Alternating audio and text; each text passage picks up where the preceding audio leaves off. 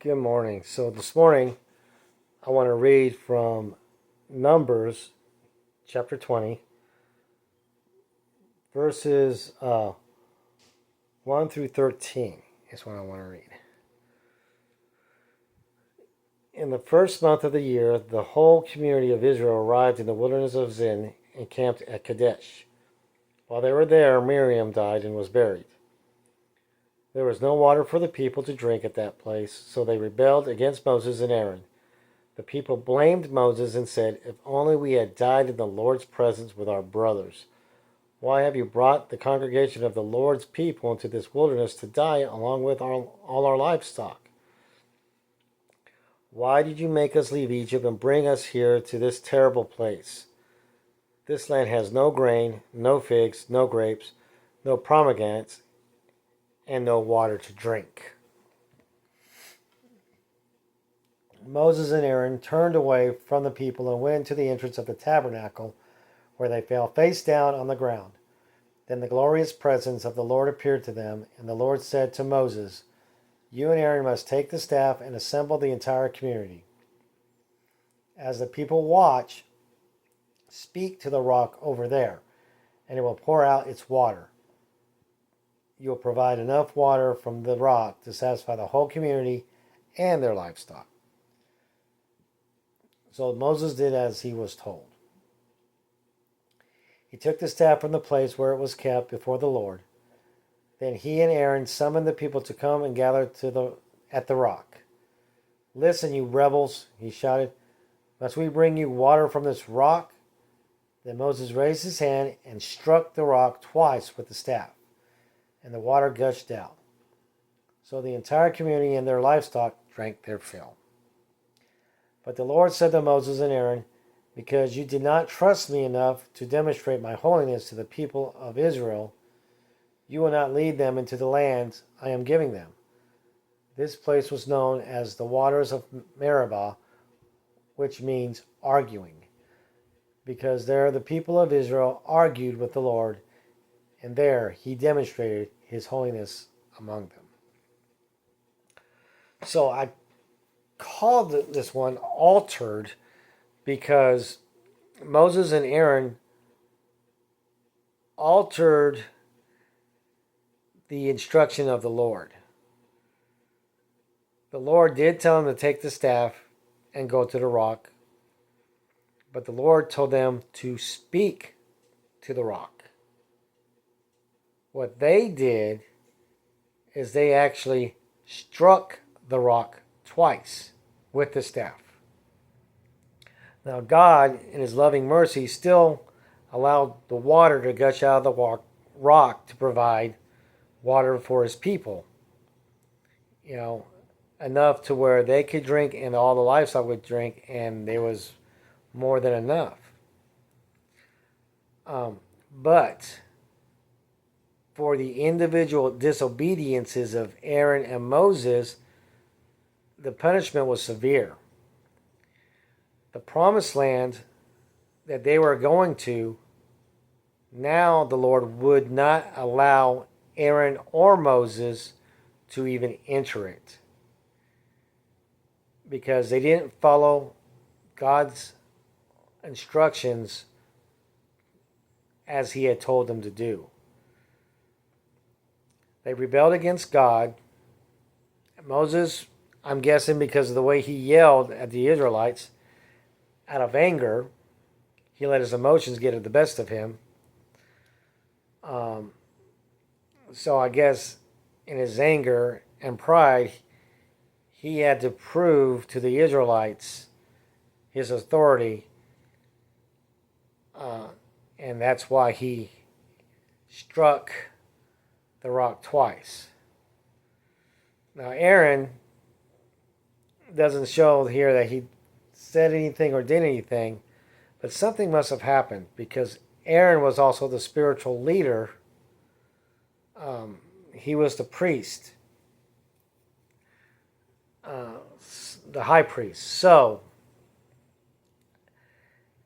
it could be because of his complacency, where he didn't step in and prevented Moses from striking the rock. He didn't remind Moses of what God told him to do.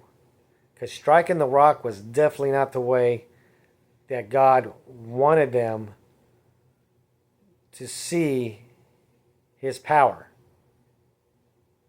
He wanted them to obey in faith and just speak to the rock with the staff in hand. God definitely would have let the water come out as he promised. But, like I said, either pride, anger, whatever the case may be, Moses outright disobeyed God and did not follow the instruction that was given to him.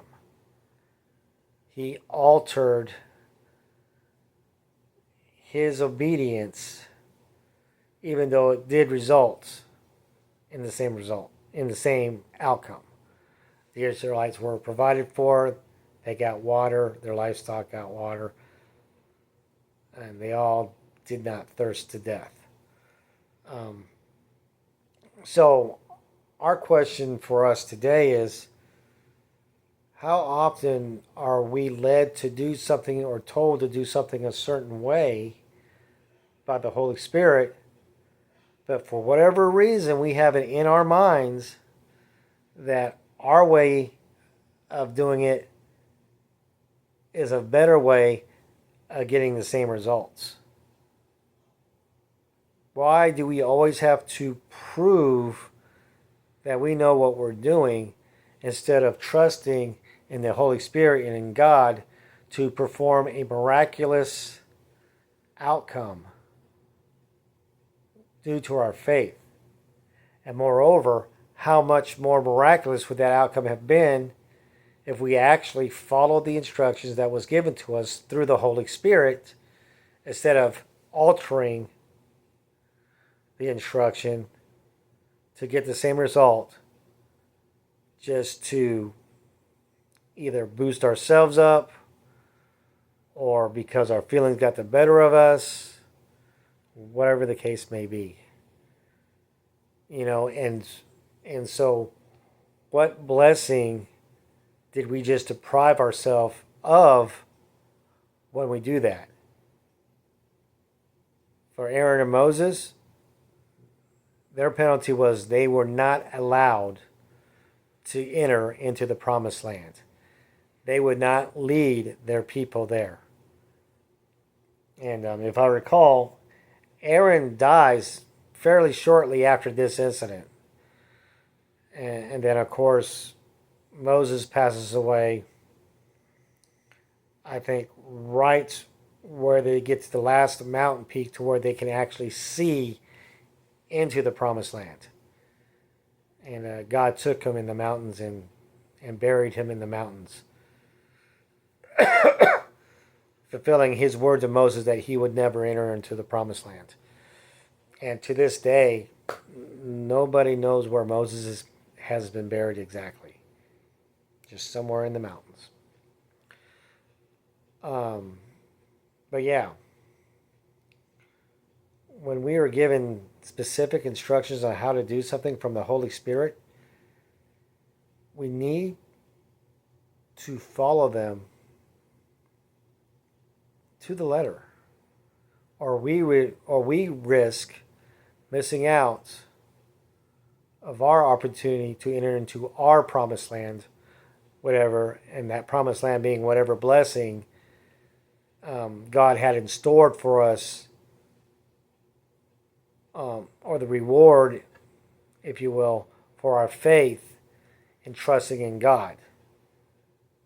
And instead, like I said, altering our instruction to get the same result. But instead of God's glory and power showing through that miraculous outcome, it's mired and dirtied by our self-centered